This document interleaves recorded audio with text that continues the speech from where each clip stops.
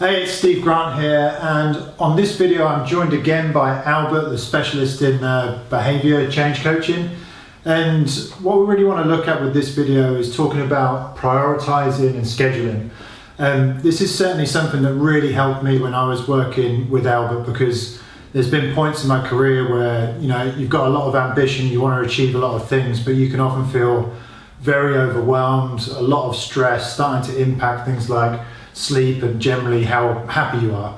I want to just introduce then this subject of kind of like scheduling and prioritization, because I think it's such an important thing for people to look at. Yeah, it is. I mean, Steve, it's interesting because often people will come to me with time management as kind of a common coaching topics, and what we often find is that time management is a result of other things like prioritizing, knowing what is important to you, what your values are, etc. I am curious though, if you think about the clients that you see, what tends to happen in terms of scheduling for them that you've found like?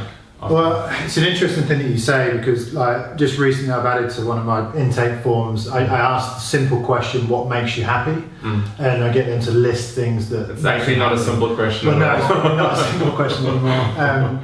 And then I look at their schedule and look at what they're doing, and a lot of the time with people with a lot of physical symptoms is that they just don't fill their diary with things that make them happy. And the challenge obviously with that is that if we fill our day with things that actually are draining us, are pulling our energy levels down, that are creating stress, the wider impact then obviously with that is what impact is that having on us emotionally and physically as well. So a lot of people walking in with digestive issues, IBS, lack of sleep, lack of energy, all of those things could essentially be affected by the level of stress that we have, the level of happiness that we experience. So I always find it quite interesting that actually people tend not to put into their diary the things that can make them happy. I suffered with it. I remember actually one of our sessions, or maybe more than one, scheduling, specifically downtime scheduling or prioritizing, making it a priority as much as you would a meeting with another person or a client or a project. And so that's definitely one of the kind of classic techniques we use, is to help people look at their diary from a different perspective and see the diary as a reflection of their lives rather than something that they need to fill with important things. The other thing that speaks to that is if I enjoy doing something, what tends to happen in our culture for some reason, I see that as I can fill it into the gaps. Instead of seeing it as important and putting it on the front, I say, well, if I have time, I'll get to that. Or once this is done, I'll get to that. It's something that we almost deprioritize instinctively.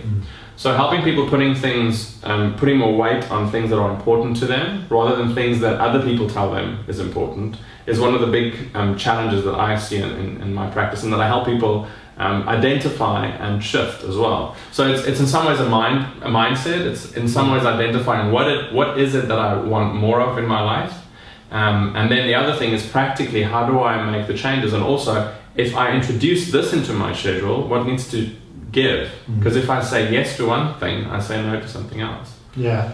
So from a very practical perspective with clients, when you're looking at things like this, because this can obviously be quite challenging for some people, because it's, like you say, sometimes it's about saying yes to this and saying no to that, and having that ability to actually walk away maybe from something or completely change what the goals might be. What sort of things might you do on a very practical level with clients to help with scheduling and prioritization? Well, it sounds really silly, but you'll be surprised how little we do it, just actually scheduling things. So we would have a list of, and it's funny, I mean, we all have calendars and we use them, but I've found that we use them in very limited ways. So helping people block out time for themselves is a very practical way, and I often do that in some of the first sessions. Because just experiencing that thing of, okay, this time is dedicated to me. Now you get a call from a client that says they want to have a meeting. The temptation is to fill that gap that you prioritize for yourself. So I help people kind of feel the difference between when you've prioritized something that's important to you versus when it's empty in the calendar and you might get around to it. Yeah. So there's an experiential element to making it part of your calendar.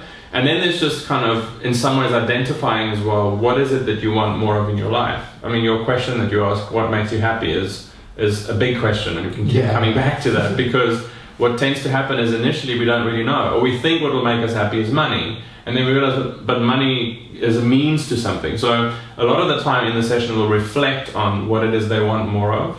Then they'll try it out for a week or 2 weeks, depending on when I see them again. And then we'll look at what have they learned from that. Because if we don't try to change in small ways, we don't actually learn or discover what we're really after. And that's what that iterative process is very important in the coaching. Yeah. Instead of thinking you need to know exactly what you want, we say, well, we know some of it, we can apply it, and then we circle back and see where we need to make adjustments. So almost in a sense as well, like you say, that sort of what we see as a simple question, which is actually quite a big question. Actually. Yeah.